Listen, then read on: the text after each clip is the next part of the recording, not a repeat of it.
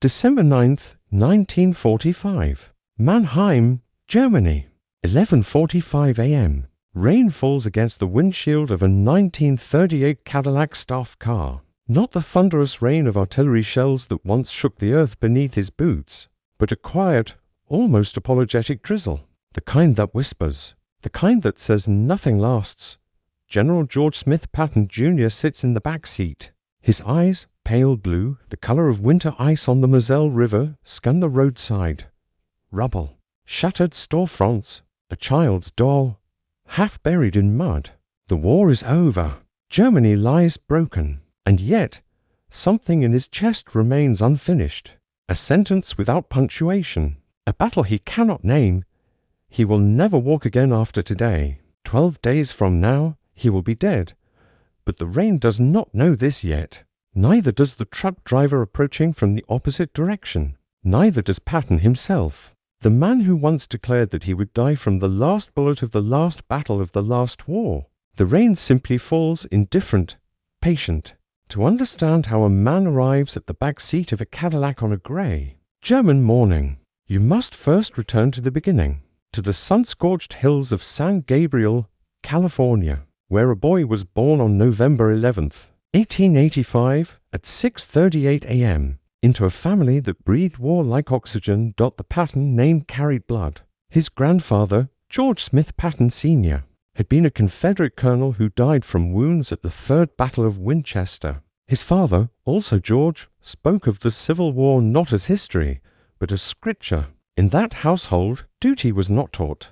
It was inherited, stitched into the very fabric of their being. Young Georgie, as his mother Ruth Wilson Patton called him, would sit at his father's knee, listening to stories of cavalry charges and fallen heroes, the smell of pipe tobacco mixing with the scent of sun-warmed leather. His mother's hands, soft, worn from prayer, would rest on his shoulder as she read him the Iliad. Homer's words about Achilles and Hector became his lullabies. Before he could write his own name, he already knew he was destined for glory or death. Perhaps both, but there was a secret, a wound invisible to the world. The boy could not read. Letters danced before his eyes like mocking spirits. Words reversed themselves. He would stare at a page for hours, his jaw clenched, tears threatening to fall. His father, believing in strength above all, pushed harder. His mother, sensing his shame, would read aloud to him late into the night, her voice the only bridge between him and the stories he so desperately craved.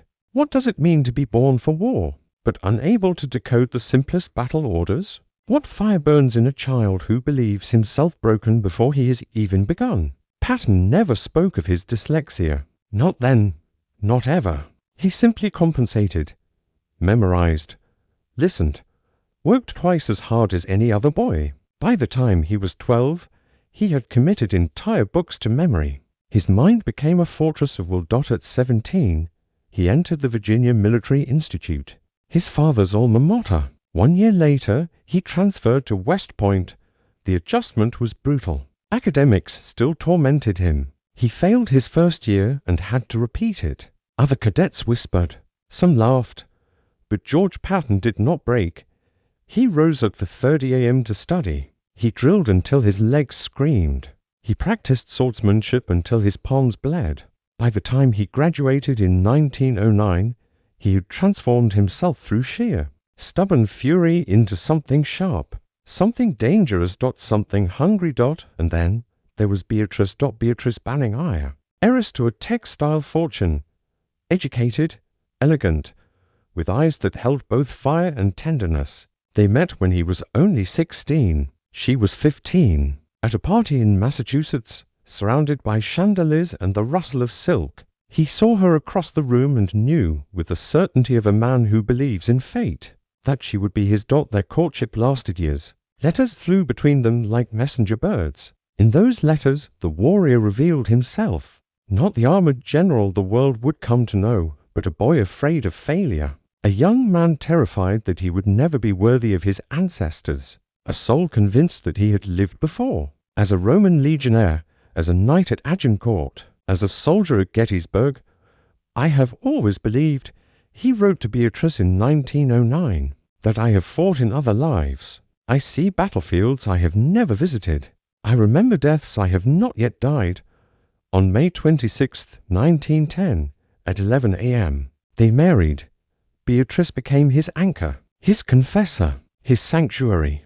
Through every deployment, every controversy, every wound to his pride, she remained. She bore him 3 children, Beatrice, Ruth Ellen, and George IV. She managed their estates. She shielded him from his own demons, and she kept every letter he ever wrote her, hundreds of them, thousands, each one a window into the man behind the uniform. The First World War called him to France in 1917. By then, Patton had already chased Pancho Villa across the Mexican desert, killing 3 of Villa's men with his ivory-handled pistol. He had already represented the United States in the 1912 Stockholm Olympics, finishing 5th in the modern pentathlon. He had already begun designing a new cavalry saber for the army, but France would remake him. He was assigned to the newly formed tank corps, these iron beasts, slow, loud, prone to breaking down, with a future of warfare. Patton understood this immediately. While other officers dismissed tanks as novelties, he embraced them. He studied their mechanics. He trained crews with relentless intensity. He led from the front. On September 26, 1918, at 6 a.m., during the Meuse-Argonne offensive, a German machine gun bullet tore through his thigh. He lay in a shell hole, bleeding, directing his men forward until he lost consciousness. He received the Distinguished Service Cross, but more importantly, he had learned a truth that would define him. War was not won by those who waited. It was won by those who moved faster, harder, more violently than the enemy could imagine. Between the wars, he waited. And waiting, for a man like George Patton, was a form of death. He studied. He wrote papers on armored tactics. He played polo with an intensity that terrified other players. He and Beatrice raised their children in a succession of army posts. He dreamed of the next war, knowing it would come, sensing it in his bones.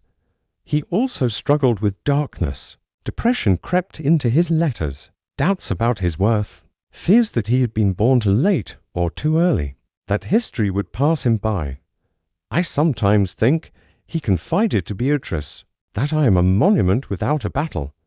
Then came December 7th, 1941, 7:48 a.m. Hawaii, Pearl Harbor. America was at war, and George Patton, at 56 years old, was finally summoned to his destiny, North Africa. 1943, the desert was an oven. American forces, green and demoralized after the disaster at Kasserine Pass, needed a resurrection. Patton provided it. He arrived like a storm. He fined soldiers for not wearing helmets. He demanded discipline with an almost religious fervor. He screamed. He cursed. He inspired. Within weeks, the same units that had retreated in chaos were advancing with precision. But the desert revealed something else about Patton. His temper. His cruelty. His inability to comprehend weakness. In August 1943, in a field hospital in Sicily, he encountered soldiers suffering from what we now call PTSD, shell shock, battle fatigue. To Patton, they were cowards. He slapped them, screamed at them, called them malingerers. The incident nearly ended his career. Eisenhower, furious, forced Patton to apologize publicly. He was removed from command. For months, he sat in England while others prepared for D-Day. The man who had waited 20 years for this war was now forced to watch from the sidelines. He wept. He raged. He considered suicide.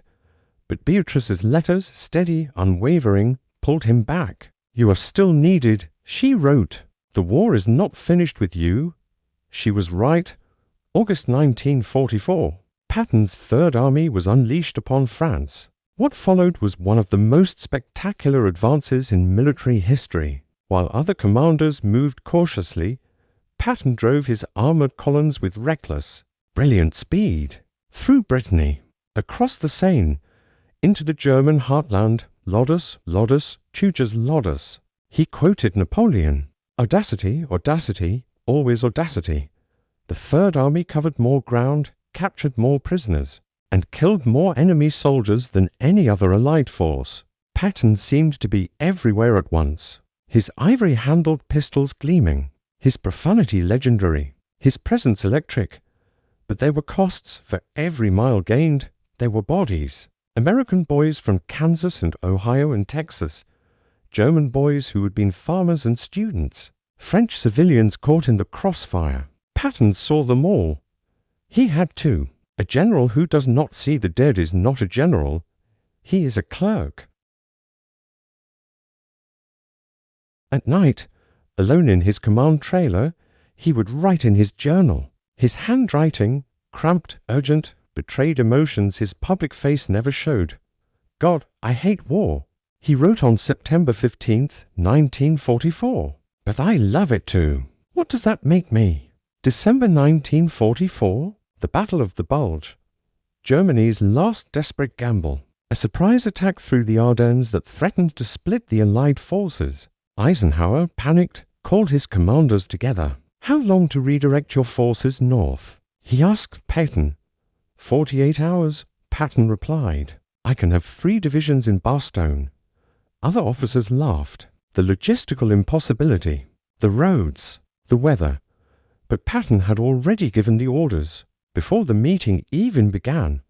On December 26, 1944, at 4:50 p.m., elements of the 4th Armored Division broke through German lines and relieved the surrounded 101st Airborne at Bastogne. It was perhaps the greatest operational achievement of the war, and it belonged to Patton. By spring 1945, Germany was dying. Patton's forces raced across the Rhine, liberated concentration camps, penetrated deep into Bavaria. On May 8, 1945, at 11:01 p.m., Germany surrendered. The war in Europe was over. And George Patton, the warrior who had spent his entire life preparing for this moment, suddenly had nothing left to fight. The months after victory were cruel. Patton clashed with occupation policy. He made inflammatory remarks about former Nazis, about the Soviets, about politicians he despised. Eisenhower, exhausted by his old friend's provocations, relieved him of command of the Third Army in October 1945. Patton was transferred to the 15th Army, a paper command tasked with compiling a history of the war, a final humiliation. All glory is fleeting, he had once said. Now he was living the truth of those words. He spoke of returning home, of writing his memoirs, of riding horses with Beatrice in Massachusetts. But those closest to him sensed something else. A hollowness, a man searching for a reason to keep breathing, the best end for an old campaigner. He told his aide, is a bullet at the last minute of the last battle. I had hoped for that. But God had other plans. December 9th, 1945, 11:45 a.m., Mannheim, Germany. The rain falls. Patton sits in the back seat of the Cadillac, beside his chief of staff, Major General Hobart Gay. They are driving toward a pheasant hunt, a mundane errand, a day off from the tedium of peace. At 11:45 a.m., the Cadillac slows near a railroad crossing. A 2.5-ton Army truck, driven by Technical Sergeant Robert L. Thompson, makes a sudden left turn in front of them. The collision is not violent by any measure of physics, perhaps 30 miles per hour, but Patton is thrown forward. His head strikes the glass partition behind the driver. His neck breaks. Gay, uninjured, looks at his commander. Patton lies crumpled, unable to move. I think I'm paralyzed, Patton says quietly. This is a hell of a way to die for 12 days. George Patton lay in a hospital bed at the 130th Station Hospital in Heidelberg, paralyzed from the neck down, unable to move his fingers, unable to embrace his wife when she arrived from America, unable to salute the officers who came to pay respects. Beatrice sat beside him hour after hour. She read to him the same way his mother had read to him as a boy. She held his hand, though he could not feel it. She whispered words of love, though he could barely respond. On December 21st, 1945, at 5:50 p.m., George Smith Patton Jr. died. The cause was pulmonary edema and congestive heart failure. But the truth was simpler. His body, unable to wage war, simply surrendered. They buried him at the Luxembourg American Cemetery. Among the soldiers of his Third Army, he had insisted upon it. "I want to be with my men," he had said. Row upon row of white crosses stretch across green fields. Patton's grave lies at the head of them, a general still leading his troops. Beatrice lived until 1953. She never remarried. She spent her final years compiling his letters, preserving his memory, ensuring the world would remember not just the general, but the man. After her death, their children donated thousands of artifacts to museums and archives. The ivory-handled pistols, the jodhpurs, the medals, the journals. But some things remained with the family. A letter yellowed with age, in which a young George confessed to Beatrice that he was terrified of being ordinary. A photograph of him holding his infant son. His fierce eyes softened into something almost tender. An empty chair at every Christmas table for years afterward. And now the rain dotted full still. Over Heidelberg, where he drew his last breath. Over Luxembourg, where white crosses stand in silent rows. Over San Gabriel, where a boy once dreamed of glory. The rain does not distinguish between generals and privates, between victors and vanquished. It falls upon them all. George Patton believed he had lived many lives, that he had fought at Thermopylae and Crécy and Waterloo, that death was merely a doorway to another battlefield. If he was right, where does he fight now? What more calls to him across the centuries? And if he was wrong, if there is only silence after the final breath, then what remains of a man who gave everything to war? His name on a tank? His face on a movie screen? His words quoted by presidents? Or is it something smaller? The letter a daughter reads to her own children. The grave a stranger visits, placing a coin upon the marble. The question that haunts us still, was George Patton born to kill? Or born to die trying to prove he was more than a killer? The rain falls. It fell the morning he was born. It falls upon his grave today. It will fall long after we have forgotten the sound of his voice. But somewhere, in the space between memory and myth, a general stands at the edge of a battlefield. His ivory pistols gleam. His jaw is set. His eyes scan the horizon for the next enemy. He is waiting. He is always waiting. And the rain, indifferent, patient, simply falls.